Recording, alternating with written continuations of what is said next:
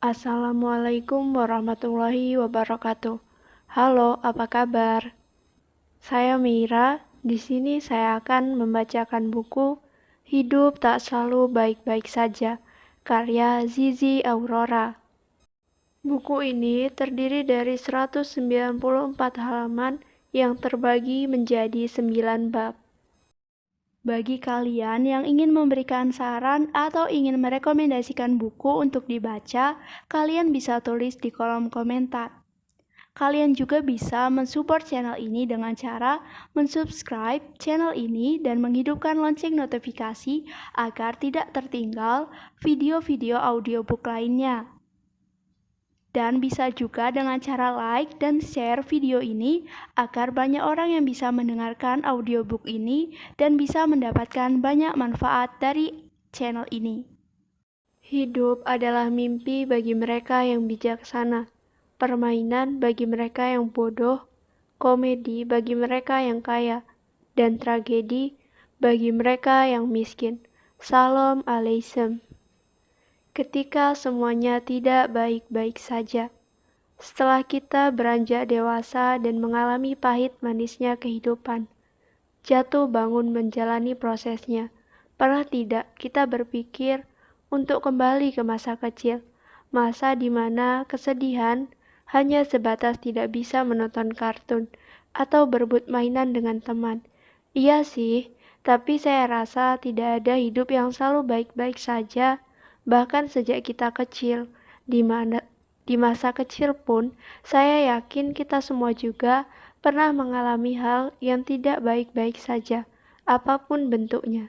Jadi sebenarnya, sejak kecil kita sudah dilatih untuk menjalani kehidupan yang tidak selalu baik-baik saja ini. Mungkin di antara kita akan ada yang bilang, tapi setidaknya tidak akan serumit saat kita beranjak dewasa. Oke, fine. Saat kita kecil, masih ada orang-orang di sekitar kita, entah itu ayah, ibu, saudara, kakek, atau nenek yang bersedia mengulurkan tangan dan menggendong kita supaya kita tidak terlalu sedih. Tapi setelah dewasa, semua menjadi kebalikannya. Orang-orang menjauhi kita hanya karena satu kesalahan yang membuat kita hanya karena satu kesalahan yang kita buat atau mungkin sebaliknya. Kita yang menjauhi orang-orang karena tidak ingin orang lain tahu bahwa kita sedang tidak baik-baik saja. Saya adalah tipe orang yang kedua. Setiap kali menghadapi sesuatu yang berat, saya akan memilih menjauh supaya orang-orang di lingkungan saya tidak tahu bahwa saya sedang tidak baik-baik saja. Sebisa mungkin, saya menghadapi semuanya sendiri. Bukan karena saya merasa sanggup dan tidak butuh orang lain, bukan sama sekali. Sebetulnya, saya hanya ingin belajar menghadapinya sendiri, dengan tidak bergantung pada orang lain. Semakin saya dewasa, saya semakin menyadari bahwa setiap orang memiliki masalah dan kepentingannya masing-masing. Mereka tidak selalu hadir untuk mendampingi kita yang sedang berjuang menghadapi masalah. Itulah kenapa ketika saya menghadapi masalah, saya akan mendatangi diri saya sendiri dan memilih menghadapi semuanya sendirian. Kecuali saat sudah benar-benar buntu, barulah saya mendatangi satu orang yang paling saya percaya untuk membantu atau sekedar mendengarkan curahan hati saya. Apapun cara kita menghadapi kenyataan hidup yang tidak selalu baik-baik saja ini, tolong jadikan diri kita sebagai tempat pulang. Sebab saat diri kita benar-benar jatuh, yang bisa menyemangati kita ya diri kita sendiri. Yang bisa mendorong diri kita untuk benar-benar bangkit adalah diri kita sendiri. Seluruh kekuatan dan kemauan ada di dalam diri kita sendiri. Membangun kesadaran bahwa hidup tak selalu baik-baik saja pun ada di dalam diri kita sendiri. Jadi, masihkah kita mau membenci diri sendiri atas apa yang terjadi di dalam hidup? Bagian 1 tentang masa lalu yang terkadang menjegal. Seburuk apapun masa lalu kita pasti hanya ingin semua terlihat sempurna dan tanpa celah. Kita ingin orang lain melihat diri kita yang sekarang dan bukan diri kita di masa lalu. kita juga ingin diterima di lingkungan pergaulan sebagaimana orang lain diterima. Sebab masa lalu bukan ukuran untuk menilai seseorang. Kenapa ia selalu mengikutiku? Saya pernah merasa sangat takut dengan salah satu masa lalu yang sempat saya alami. Waktu itu saya masih berusia 7 tahun. Rasa itu masih terasa betul mengikuti sampai hari ini. Dan masih teringat jelas dalam pikiran saya bagaimana setiap putaran adegan itu terjadi. 2001, menjelang petang.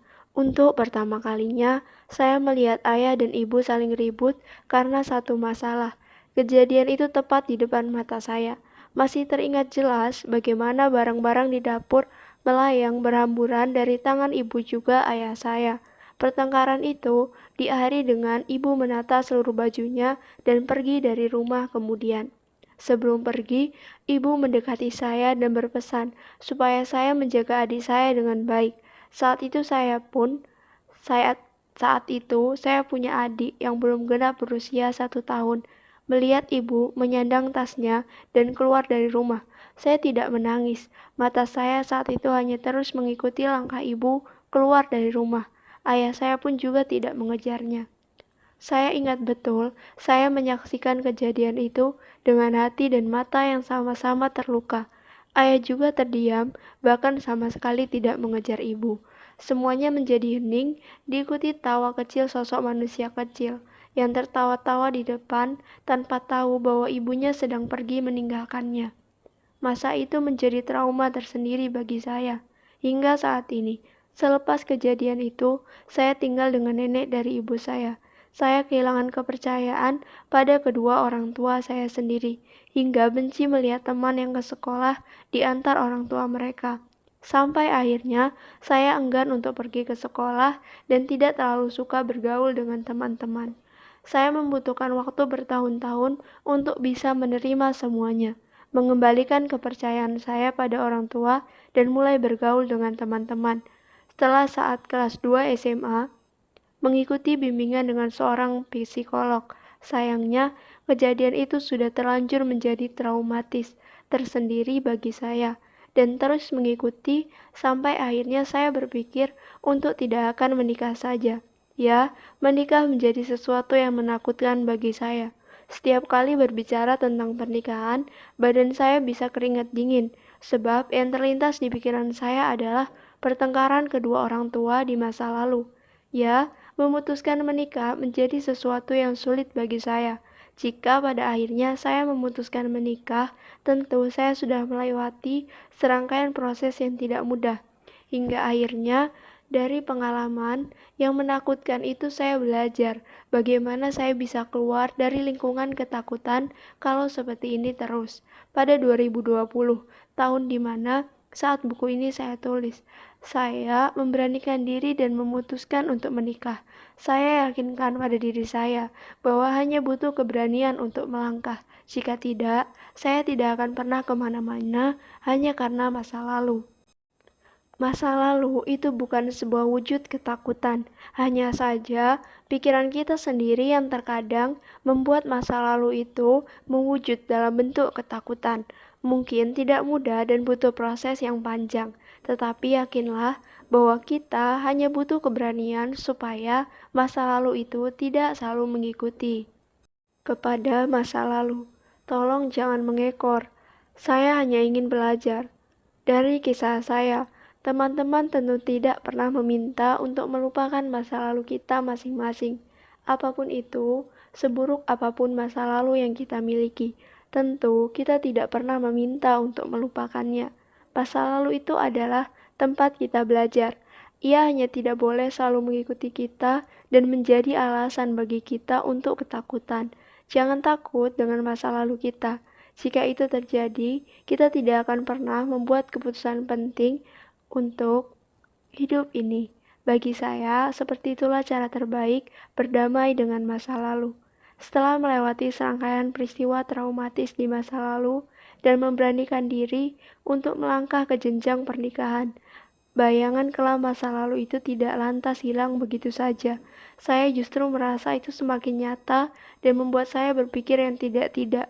Tetapi sebelum menikah, saya sudah mengatakan pada diri sendiri bahwa saya harus lebih baik dari apa yang dilalui kedua orang tua saya. Saya sering mengatakan kata-kata itu pada diri saya sendiri. Berulang kali, saya berusaha meyakinkan bahwa saya bisa lebih baik dari apa yang dilalui oleh kedua orang tua saya. Sekali lagi, saya hanya ingin belajar dan tidak ingin mengulangi hal yang sama, sebab saya selalu meyakini bahwa sejarah tidak selalu berulang. Kita bahkan bisa menciptakan sejarah kita sendiri. Setidaknya saya sudah jujur. Tentu tidak mudah bagi kita untuk jujur tentang masa lalu kita. Jangankan kepada orang lain, kepada diri sendiri pun saya sangat sulit untuk mengakui, untuk sekedar mengatakan bahwa ya, saya pernah memiliki masa lalu itu. Menjadi begitu sulit, jujur, saya sendiri pernah melalui tahap ini. Saya pernah sangat membenci masa lalu itu. Saya membenci kenyataan bahwa ibu saya pergi dari rumah setelah bertengkar hebat dengan ayah dan menjadi gunjingan tetangga. Bukan hanya kejadiannya, tetapi juga ayah dan ibu saya sendiri. Saya sendiri juga teman-teman di lingkungan saya. Saya menjadi mudah membenci dengan sesuatu. Kejadian itu terbawa sampai saya beranjak ke bangku sekolah atas.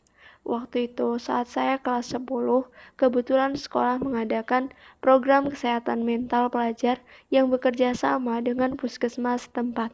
Awalnya, saya tidak tertarik untuk itu, tapi seorang guru tiba-tiba saja meminta saya untuk ikut dan saya akan mendapatkan uang saku untuk kegiatan tersebut. Di salah satu sesi, ada sesi konseling. Entah mengapa, saya mengajukan diri tanpa diminta. Disitulah untuk pertama kalinya saya menceritakan kejadian yang saya alami belasan tahun lalu. Saya ingat betul, saya bisa saja menangis sejadi-jadinya setelah menceritakan kembali kejadian yang membuat saya hampir gila saat itu. Tapi, saya tahu saya sedang tidak berada di tempat yang tepat untuk melakukan hal tersebut. Selanjutnya, setelah acara itu, saya mendapatkan pendampingan khusus sampai beberapa saat setelah kegiatan tersebut benar-benar usai. Ya, disitulah saya belajar mengakui bahwa menjadi berani itu sangat diperlukan, meskipun hanya kepada masa lalu diri sendiri. Bahkan, saya yang biasa menyangkal tentang rasa sedih dan kecewa, mulai berani mengakui perasaan-perasaan itu meskipun hanya kepada diri sendiri. Seburuk apapun masa lalu kita, akuilah pada diri kita sendiri, sampai akhirnya kita bisa benar-benar menerima dan menjalani hidup kita ke depan dengan lebih baik. Saya sudah menerima. Tanda bahwa kita sudah menerima masa lalu adalah keberanian kita melangkah pada tahap kehidupan baru, seperti saya yang takut dengan perseteruan dalam rumah tangga, tapi memutuskan untuk menikah dan melawan rasa takut itu. Saya percaya setelah saya memiliki masa lalu yang sedemikian rupa, mungkin saya akan lebih hati-hati untuk melangkah. Itulah hal terbaik yang seharusnya kita lakukan. Kita tidak mungkin berhenti dengan alasan masa lalu yang kelam, yang menakutkan. Ingat, jangan pernah membiarkan masa lalu itu menahan langkah kita. Saya membayangkan jika semua orang berani melangkah, melawan rasa takut dan traumanya, tentu akan lebih banyak orang yang bisa lekas menjemput mimpi-mimpinya di depan tanpa dibebani dengan rasa takut akan masa lalu lagi.